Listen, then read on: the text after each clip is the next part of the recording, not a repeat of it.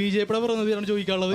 ഞാനിവരോട് വെറുതെ ബുദ്ധിമുട്ടിക്കുന്നൊന്നുമില്ല. 50 രൂപ പെട്രോൾ എവിടെ നിന്ന് ചോദിച്ചാൽ ബുദ്ധിമുട്ടിക്കുന്നില്ല നിങ്ങൾ. അതാണ് ഞാൻ കുറച്ചു മുമ്പ് പറഞ്ഞത്.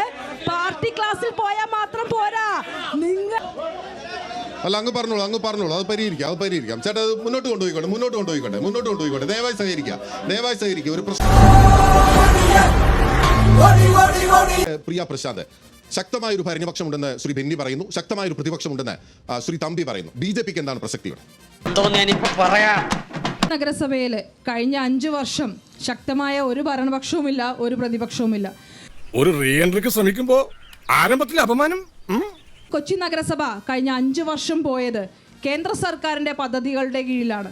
നമ്മൾ ഒരു ചെറിയ മിന്നല പോയി ഒന്ന് കണ്ണോടിച്ചു നോക്കിയാൽ ഈ പറയുന്ന LDFും UDFും പറയുന്ന ഈ പറയുന്ന കൊച്ചിയുടെ മാറ്റം, ആ മാറ്റം കൊണ്ടുവന്നിരിക്കുന്നത് കേന്ദ്ര സർക്കാരാണ്.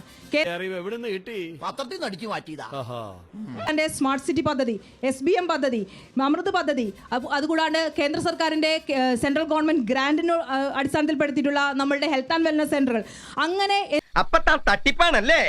എന്താണോ ഇന്ന് LDF സർക്കാർ അവരുടെ വികസനം എന്ന് പറഞ്ഞ് മുന്നോട്ട് വയ്ക്കുന്നത്, അതെല്ലാം തന്നെ നമ്മളുടെ ഏറ്റവും ആരാധനായ പ്രധാനമന്ത്രി നരേന്ദ്രമോദിജി നടപ്പിലാക്കിയ പദ്ധതികളാണ്. കൊച്ചിക്ക് എന്താണോ കേന്ദ്രം കൊടുക്കേണ്ടത് എന്ന് നോക്കി നിൽക്കേണ്ട ഒരവസ്ഥയാണ് കൊച്ചി നഗരസഭയ്ക്ക്. അത് കിട്ടിയത് കൊണ്ടാണല്ലോ ഈ പദ്ധതികൾ നടന്നത്. കൊച്ചി നഗരസഭ പുറത്തിരിക്കുന്ന ഒരു വികസന രേഖയുണ്ട്. ആ വികസന രേഖ നിങ്ങൾ കണ്ണോടിച്ചാൽ നിങ്ങൾക്കറിയാൻ പറ്റും. ആ വികസന രേഖയിൽ പറഞ്ഞിരിക്കുന്നത് കേന്ദ്ര സർക്കാർ പദ്ധതികളാണ് അതിൽ പറഞ്ഞിരിക്കുന്നത്. ഇത് വടി കൊടുത്ത് അടി വാങ്ങുന്ന പരിപാടിയാണല്ലോ ബാബു. അതില് തനത് ഫണ്ട് ഉപയോഗിച്ച് ഒന്നും പറഞ്ഞിട്ടില്ല. അപ്പോ ഇത് കിട്ടിയില്ല എന്ന് പറയുന്നത് എന്തർത്ഥത്തിലാണ്? അത് കിട്ടിയത് കൊണ്ടാണ് ആ പദ്ധതികൾ നടപ്പിലാക്കിയിട്ടുള്ളതും വികസന രേഖ കൊച്ചി നഗരസഭ ഇറക്കിയിട്ടുള്ളതും. അതിൽ കേന്ദ്ര ഗവൺമെന്റ് തന്നെന്ന് പറഞ്ഞല്ലോ. മുണ്ടക്കയവും ചൂരൽമലയും 10 പൈസ തന്നാ കോടതി വിമർശിച്ച നിങ്ങള് ഇങ്ങോട്ട് വന്നേ നീ. അതിന്റെ അപ്ഡേഷൻ ഇല്ലാത്തതുകൊണ്ടാ. മുണ്ടക്കയും ചൂരൽമലയും 2 സ്ഥലത്തും കേന്ദ്ര സർക്കാരിന്റെ ഫണ്ട് നൽകിയിട്ടുണ്ട്. അത് കിട്ടിയാ? ഇല്ല, ചോദിച്ചു വാങ്ങിച്ചു. താങ്കൾക്ക് മനസ്സിലാക്കട്ടെ. കാരണം ഇവിടെ എന്താണോ കേന്ദ്ര സർക്കാർ നൽകുന്നത് അത് നിങ്ങൾ അറിയുന്നില്ല. അത് പാർട്ടി ക്ലാസ്സിൽ പോയാൽ നിങ്ങൾക്ക് മനസ്സിലാവില്ല. അടിപൊളി.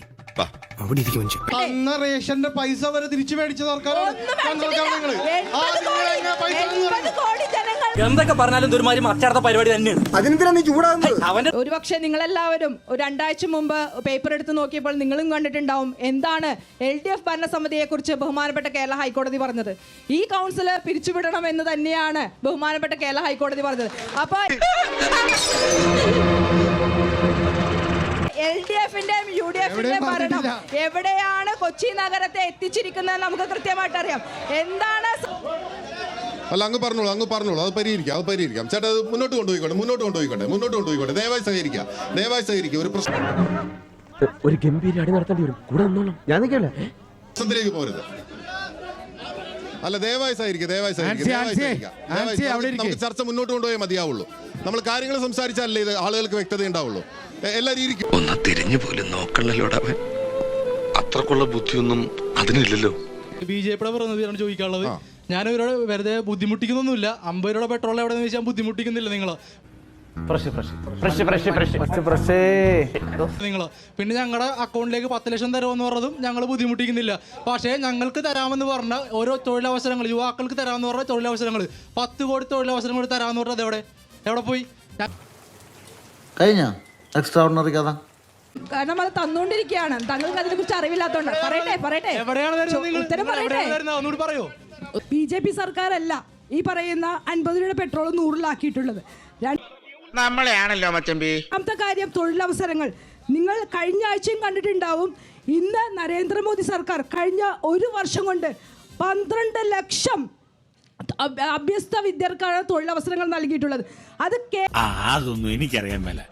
ഇങ്ങനെ എന്തെങ്കിലുമൊക്കെ പറയുമ്പോഴേ എന്റെ മനസ്സിനൊരു സന്തോഷം ഉണ്ടാവുള്ളൂ. കേന്ദ്ര സർക്കാരിന്റെ അതാണ് ഞാൻ കുറച്ചു മുമ്പ് പറഞ്ഞത്.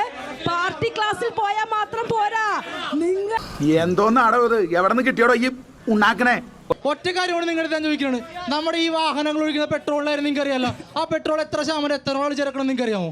എത്ര ശതമാനം എത്രത്തോളം ചേർക്കണം എന്ന് അറിയാമോ? എന്തോ അലമ്പുണ്ടാക്കാൻ വന്നിരിക്കുക. അതെ, താങ്കളൊന്ന് ധനകാര്യമന്ത്രിയോട് പറയൂ സഹോദര, ശരി, ഓക്കെ. ഒന്ന് പറയാൻ പറയൂ. Okay, okay. കേന്ദ്രത്തിലിരിക്കുമ്പോൾ ഒന്ന് പറയാൻ പറയൂ. ഒരു മിനിറ്റ്. നിങ്ങളുടെ സർക്കാർ നിങ്ങളെ വേണ്ട, അല്ലാണ്ട് ഓക്കെ, നിങ്ങൾ കേന്ദ്രത്തെ പഠിച്ചിട്ട് കാര്യമില്ല. ഈ നിർത്തി അങ്ങ് അവമാനിക്കുവാണെന്ന് പറയാനുള്ളത് 2021 സോണ്ട കമ്പനിക്ക് ഈ മാലിന്യ നിർമ്മാർജ്ജനത്തിന് കരാർ കൊടുക്കുമ്പോൾ 4.5 ലക്ഷം ടൺ മാലിന്യമാണ് അവിടെ അളന്നെടുത്തിട്ടുള്ളത്. അത് പിന്നീട് 6 മാസം കഴിഞ്ഞപ്പോൾ 5 ലക്ഷം ടണ്ണായി. ഇതവൻ കൊണ്ടുപോയിട്ടാ എഡ്യൂക്കേഷൻ 5 ലക്ഷം ടണ്ണുള്ള മാലിന്യം 2021 ഉണ്ടായിരുന്ന മാലിന്യം ഇന്ന് 2024 കേവലം 2 വർഷം കൊണ്ട് 7.5 ലക്ഷം ടൺ മാലിന്യമായി മാറി. വിട്ടില്ലേ? ആരംഭിച്ചു ഇനി പറഞ്ഞിട്ടെന്താ കാര്യം? ആരാണ് മാലിന്യ നിർമ്മാർജ്ജനം കൊച്ചിയിൽ നടത്തിയത്? ബഹുമാനപ്പെട്ട കേരള ഹൈക്കോടതിയും ബഹുമാനപ്പെട്ട കളക്ടറും കൂടിയുള്ള ഡിസാസ്റ്റർ മാനേജ്മെന്റിന്റെ കീഴിലാണ് കൊച്ചി നഗരത്തിലെ മാലിന്യ നിർമ്മാർജ്ജനം നടത്തിക്കുന്നത്.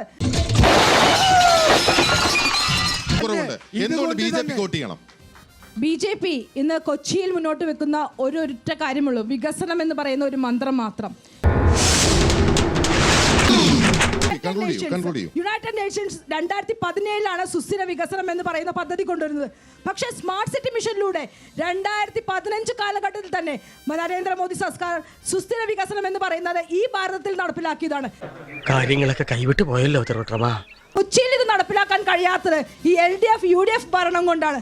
അപ്പോൾ കൊച്ചിയുടെ വികസനം അത് BJPക്ക് മാത്രമേ ഇനി അനിയാ പോട്ടെ, അമ്പിമോനെ പോട്ടറാ. സാറേ ഒന്നും വിചാരിക്കില്ലേ മക്കളെ, മാമനോടൊന്നും തോന്നല്ലേ?